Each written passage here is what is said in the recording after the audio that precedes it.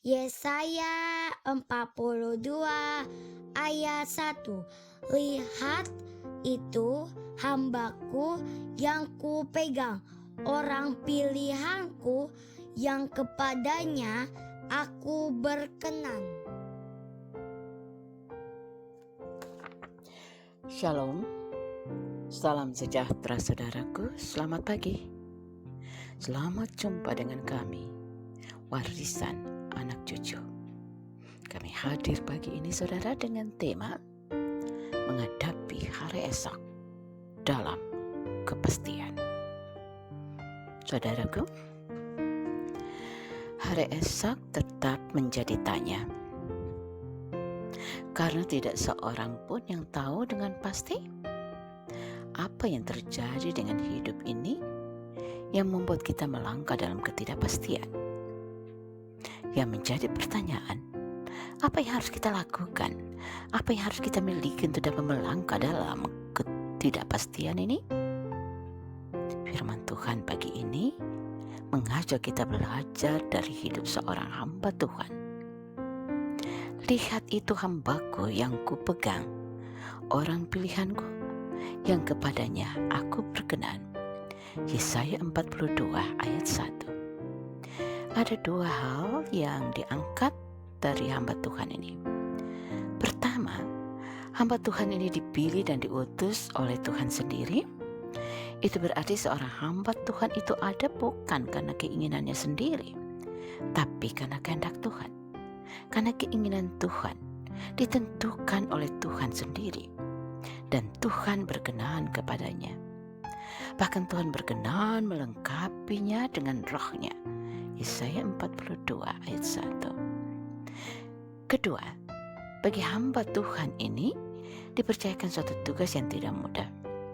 Suatu tugas yang berat, yaitu suatu tugas penyelamatan. Menyelamatkan manusia dan dunia ini dari belenggu dosa yang membuat manusia menjadi lemah dan tidak berdaya, tidak lagi memiliki pengharapan. Seperti firman Tuhan katakan melalui Yesaya, bagaikan bulu yang terkulai, patah, dan sumbu yang pudar. Saudaraku, hamba Tuhan ini hadir dan menyelamatkan mereka. Ia mengangkat dan membebaskan mereka dari belenggu dosa.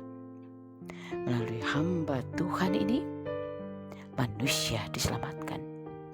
Manusia memiliki kembali pengharapan dan merasakan kembali kasih Tuhan dalam kehidupan. Hamba Tuhan ini benar-benar hadir sebagai penolong yang sejati, yang dapat dipercaya, yang dapat diandalkan oleh manusia dan dunia. Apa yang dilakukan oleh hamba Tuhan ini terwujud nyata dalam kehadiran Yesus Kristus, Sang Mesias, yang telah membebaskan dan menyelamatkan kita dari kuasa dosa. Ia hadir sebagai penolong yang dapat diandalkan dan dapat dipercaya di tengah-tengah berbagai pergumulan hidup.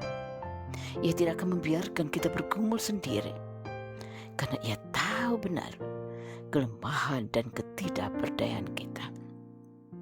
Kehadirannya membangkitkan kembali semangat yang mulai memudar dan melahirkan kembali pengharapan dalam hidup kita untuk terus melangkah menghadapi hari esok.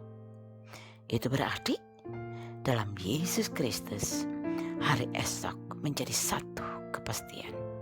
Kepastian akan kehadiran Yesus Kristus yang begitu mengenal kita dengan segala kelemahan dan ketidakberdayaan kita, dan yang tidak membiarkan kita bergumul sendiri dengan kehidupan ini, tapi ia hadir sebagai penolong yang dapat dipercaya dan diandalkan dalam kehidupan ini.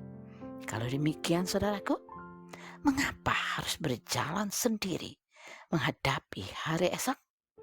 Berjalanlah bersama dengan Tuhan, penentu hari esok dan masa depan kita.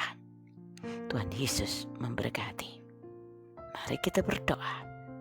Ya Tuhan, yakinkan kami bahwa Engkau dapat kami andalkan dalam menghadapi hari esok yang tidak pasti.